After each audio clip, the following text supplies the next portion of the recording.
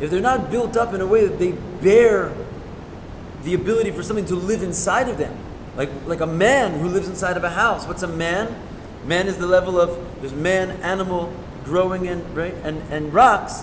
So inside of a rock can live a man, which means that in words you can have the highest level of chokhmah coming through. But if it's not properly built, which means it's not bittul to the higher realms, so then you have a mound of stones where nothing can live inside of it. And it shows the opposite of revelation. It's a concealment.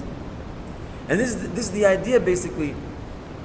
This whole concept is indicated in a mimer, which is often said on Lag BaOmer.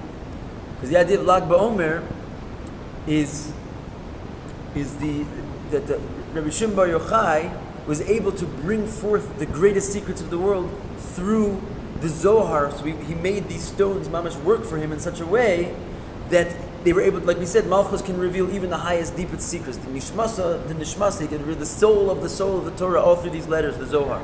However, this same word, Lag BaOmer, if it's spelled backwards, is Gal. And it says Gal is a mound of stones. Like it says, for example, that there was a deal between Lavan and Yaakov.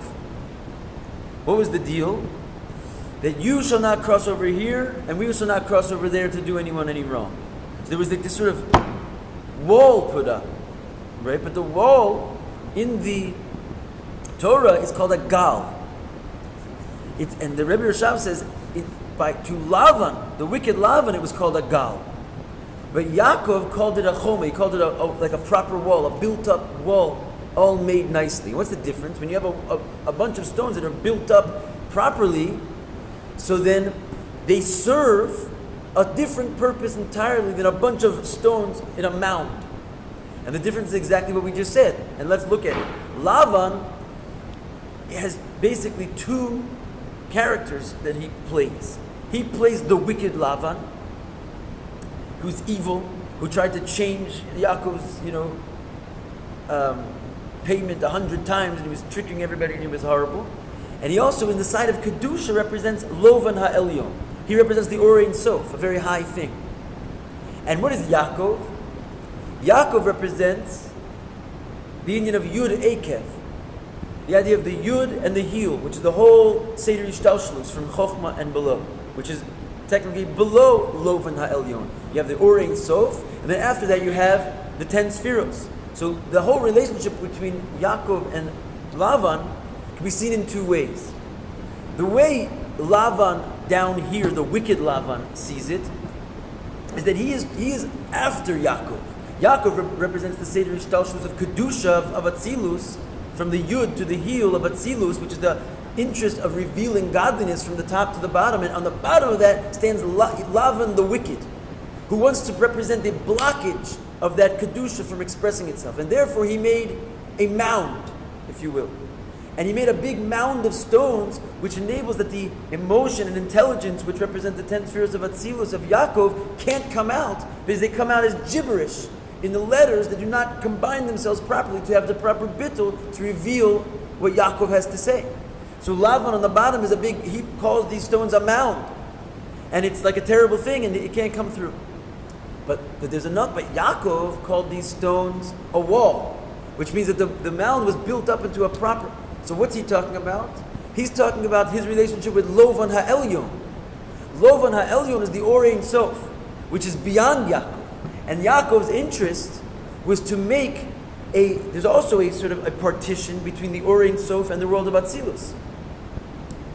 But that partition was what Yaakov worked very hard to make a wall, that the partition should not block the Or Ein Sof from coming into the world of Atzilus, but on the contrary, it should create fluid, translucent letters built up in a way of a house and a wall where the letters are in a state of bittul, which enables the light of the Or Ein Sof to come through that partition and express what the Or Ein Sof has to say properly into Yaakov.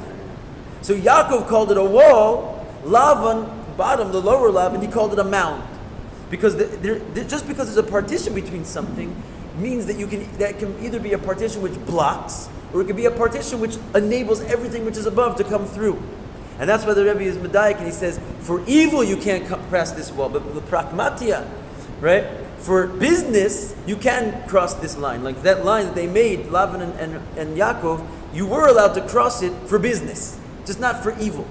So the idea of business is the business of bringing the higher revelations, because it's a wall and it's properly spelled out to enable revelations. For that you can transport this thing, but not for evil. So this is the whole idea here. What we're talking about, the difference between the Dalid and the Reish. The Dalid has this Yud strapped to the back of it, which means it's a type of letter combinations which enables this Yud to be found inside of it, and it's constantly receiving from the heavens and joining heavens to earth. Whereas the Reish ain't kol. The Reish is missing this level of the Yesod, so it blocks, so to speak, with its poverty from enabling anything to come through this deeper. And that's the idea of speech, which is like gibberish. The speech does not always have to reveal the intellect and the emotions. If it's an improper speech, then it blocks the revelation of the intellect and the emotions.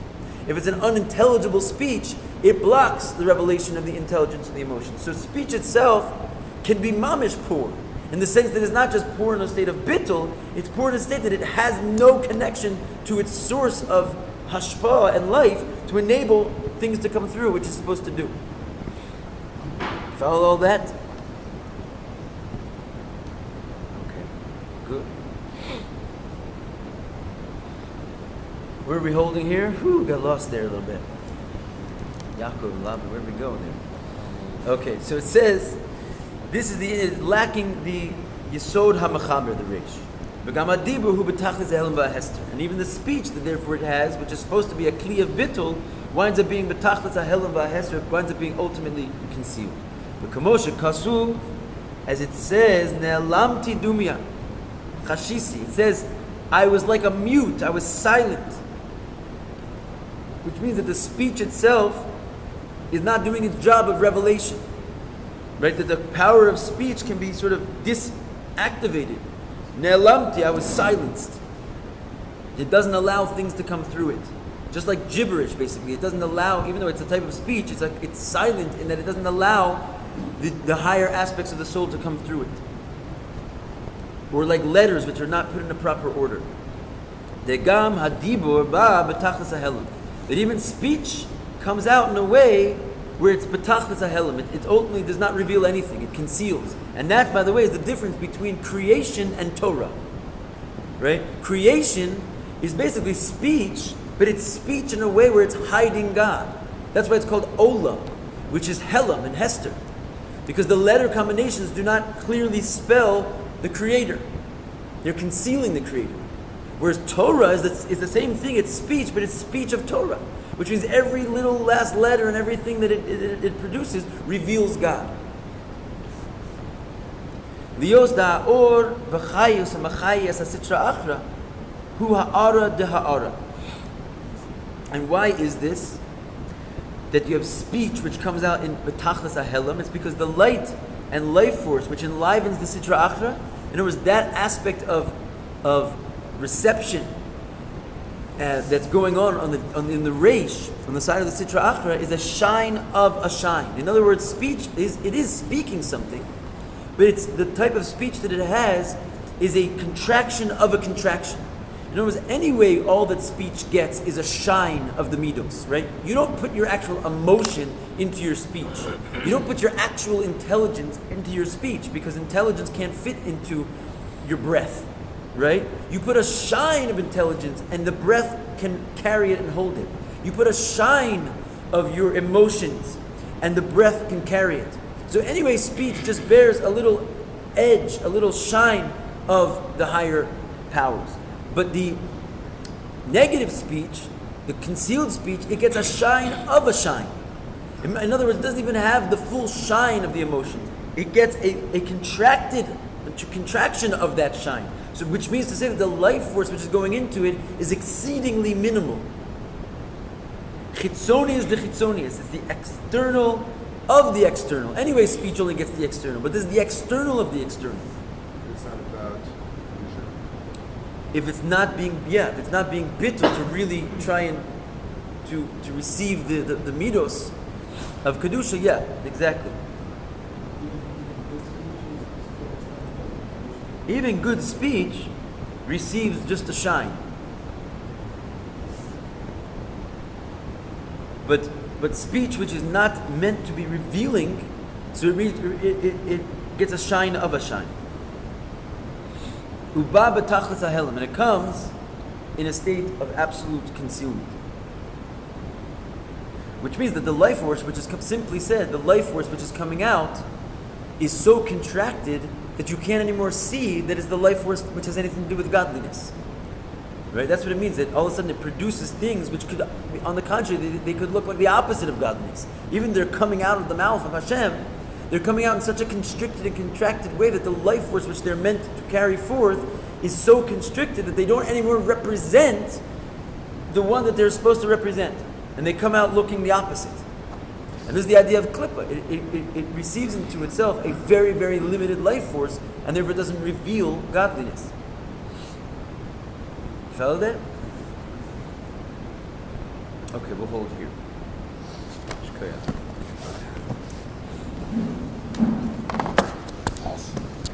Are the other